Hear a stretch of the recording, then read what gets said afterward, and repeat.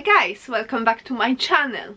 Today I will tell you what surprised me in London when I moved in here. As you might know, I was born in Poland and I was raised in Poland. Before living in London, I also happened to spend 1 year in Spain as an Erasmus student. And you know, when I was moving to London, I thought that I knew it all, but there were some things that completely surprised me and maybe confused me. Okay, straight to the point. My first what the heck was how the houses are built and arranged. And this very British thing about putting carpets absolutely everywhere, for me it's still a little bit ridiculous. Because why do I need a carpet in the kitchen or in a bathroom? For me it's a bit disgusting. The next thing in the house is there are no plugs, no sockets in the bathroom. I really think that architects paid so much attention that water doesn't mean electricity, that there are just no plugs in the bathroom.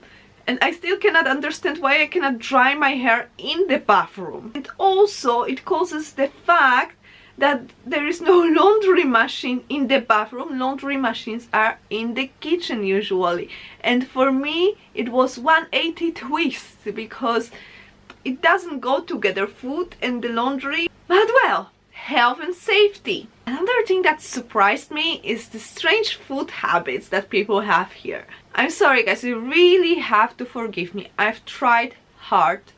I don't understand Marmite. I've tried, trust me. Another thing is it seems like vinegar and mayo is on everything, everywhere, and there are two things I really don't like. And of course salt and vinegar walkers, and also crisps in general. I ate crisps just twice in my life and I hated that. So for me to see the person who eats for lunch crisps as a snack or a sandwich, bread or a bun with crisps inside, I'm like, what? From the food to the tea.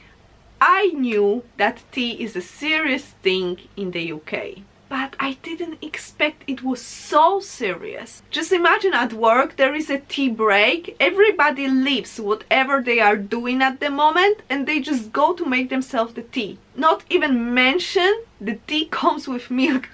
I don't know, I'm the team tea plus lemon. Or imagine you are visiting a friend and you are saying, oh, I've got some kind of problems, and he's like, don't worry dear, I'm putting the kettle on.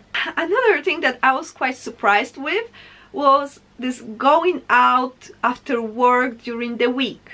It's very popular to go out with your workmates to the pub for a beer, but it means a beer. A beer, just one. And also if somebody wants to go home, they just stand up, they say, okay, I'm going home, bye, and that's it. You know, in Poland, when you go to the pub, a beer means 5 beers. And if somebody wants to leave, people are supposed to insist on this person, no, please stay, stay, why, oh no, just stay. You know, you cannot just leave the place without all of the hassle. I hear you just stand up and go, and it's fine. Another thing that was for me a bit surprising is that you have to call everywhere. Starting with your national insurance number once you arrive to London, ending up with activating your internet.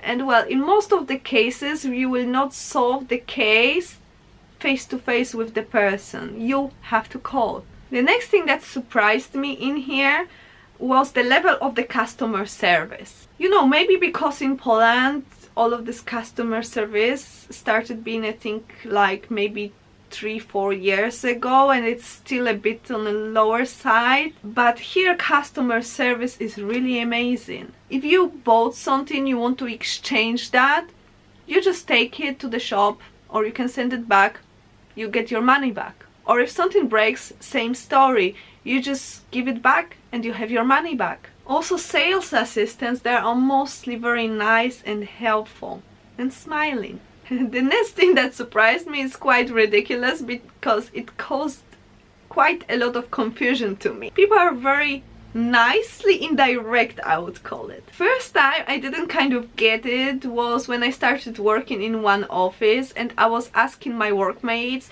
where things were, and how would they answer? Oh, you would like to check this drawer over here. You know, I'm a very direct person, sometimes too direct. And in the beginning I couldn't understand why making the short answer so long. Because in my mind was like, where is this? There, that's it. And here they're like, you would like to check? Would you mind checking? But you know what? I adapted this thing in my life because I think it's very nice and respectful. Another confusing thing for me was this asking, hi, how are you? You know, people just say it, but they're not really asking you. They are not waiting for your answer. Back there in Poland, if you ask somebody, how are you? You are really interested how this person is, and you are expecting quite a big answer, and you don't ask everybody. And here how are you is everywhere, and you cannot even start the conversation on the phone without asking or being asked, hi, how are you? But this leads to the next thing that confused me a bit, is people don't really complain. Why I say that? Because I'm Polish, and Polish are born to complain. We even complain about complaining. You know, if in Poland somebody asks you, how are you? It's not good to answer, I'm alright, honey. I just got promoted and I'm going to buy a new car. Because simply it's seen as showing off. Here the situation is a bit upside down. So if somebody asks you, how are you? You are not supposed to say, oh, my knee hurts and my dog is sick. And you know what? I really like it. It might sound for you a bit fake, but come on, if we start talking about our life in a positive way, maybe our life will become more positive. Who knows? Another thing that made me so confused, and I still cannot get used to that because I'm too Polish, is calling people per darling, honey, sweetheart, bro, mate. You know, Eastern Europeans are very, very reserved people. And this kind of terms, we only have it for the closest people. And another thing is when you are texting with somebody, they would include this XXX. And in the beginning I didn't know what was this XXX, and I googled that, and it means kisses. And I started doing the same thing. Next surprising thing was the compliments and how often people give compliments to another. Even if it's something stupid like nice dress. You know, in Poland, if somebody tells you, oh, you've got a nice dress, you are to respond like, oh no, it's old, I bought it in a second-hand shop for 50p, you know, it's old and it's ugly. Another surprising thing for me was how often people say sorry. And even if these people don't mean that, they don't feel sorry, they still say sorry. And you know what? I think it's good. For example, you are walking on a street and you bump on somebody by accident, this is your fault, but this person will say, I'm sorry. While in Poland, they would yell at you in a best case scenario. What surprised me, but in a very good way, is this culture of being in a public, and my favorite, don't jump the queue. People just don't jump the queue. Can you imagine this kind of place? Because you know, there are some parts of the world where the queues are just battlefields. You are the first one in the queue, you will close your eyes for 2 seconds and out of the sudden you are number 10. Really, London? I love you for that. I think that's it for today. Tell me if this kind of thing would surprise you in London, or if you live somewhere else than your birthplace. Do you have any surprising facts about this place? And do you still think it's ridiculous, or did you adapt this? Thank you very, very much for watching this video.